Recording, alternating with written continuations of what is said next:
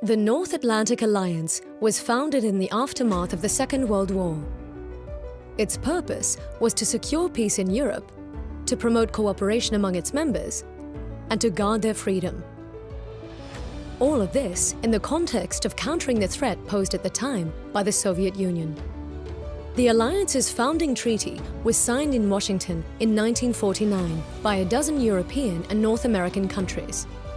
It commits the Allies to democracy, individual liberty, and the rule of law, as well as to peaceful resolution of disputes. Importantly, the treaty sets out the idea of collective defense, meaning that an attack against one ally is considered as an attack against all allies.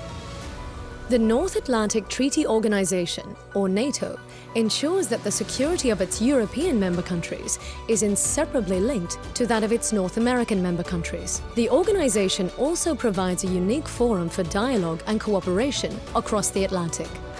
The alliance started with 12 member countries in 1949.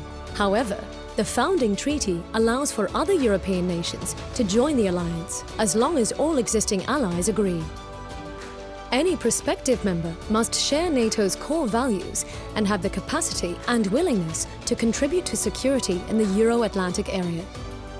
Today, NATO has 30 members who are stronger and safer together.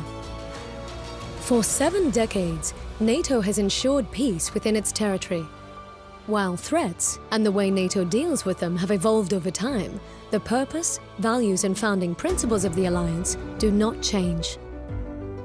For its first 4 decades, the Cold War defined the alliance. Collective defense was NATO's main role. When that confrontation ended in 1989, and with the collapse of the Soviet Union, some said that NATO had fulfilled its purpose, that it was no longer needed.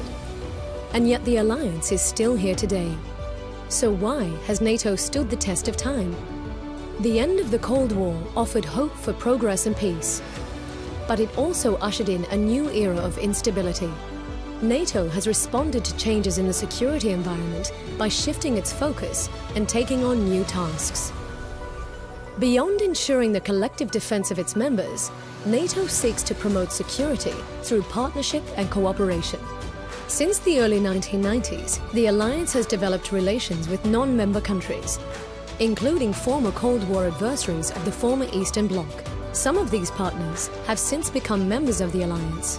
Today, working with non-member countries and other organizations is considered to be one of NATO's fundamental tasks.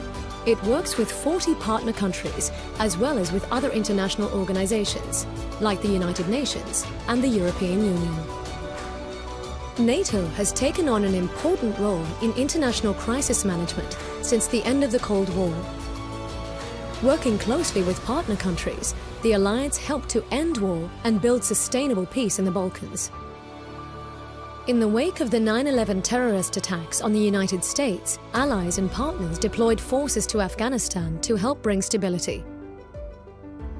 During the Arab Spring, NATO led an air campaign over Libya to protect civilians being targeted by the Gaddafi dictatorship. At sea, NATO and its partners have helped to prevent piracy off the Horn of Africa and are cooperating to fight terrorism in the Mediterranean Sea. NATO has also supported international efforts to stem illegal migration and human trafficking in the Aegean Sea. Today, we face a much broader range of threats than in the past. To the east, Russia has become more assertive with the illegal annexation of Crimea and destabilization of eastern Ukraine, as well as its military buildup close to NATO's borders.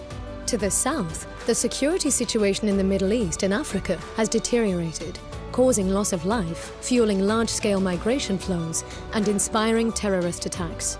NATO is responding by reinforcing its deterrence and defense posture, as well as supporting international efforts to project stability and strengthen security outside NATO territory.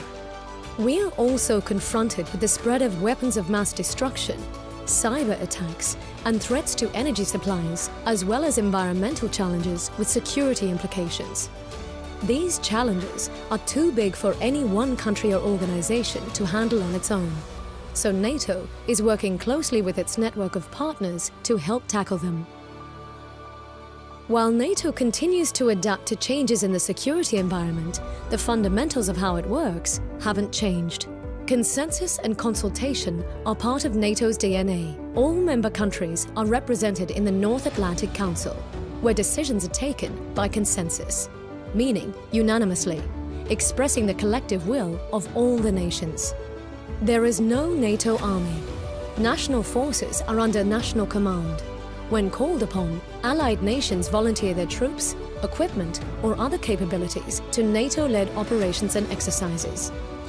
Each member state pays for its own armed forces and covers the costs of deploying its forces. But together, the Allies get a lot more security for a lot less cost than they would if they had to do it alone.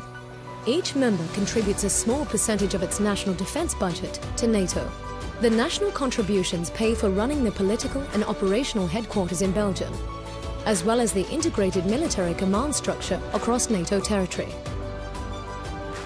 They also cover some of the costs of shared military capabilities, systems and facilities needed for communication, command and control, or for logistical support to NATO operations.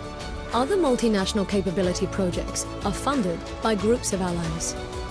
Thanks to years of joint planning, exercises and deployments, soldiers from different nations can work well together when the need arises. Working together, the allies are stronger.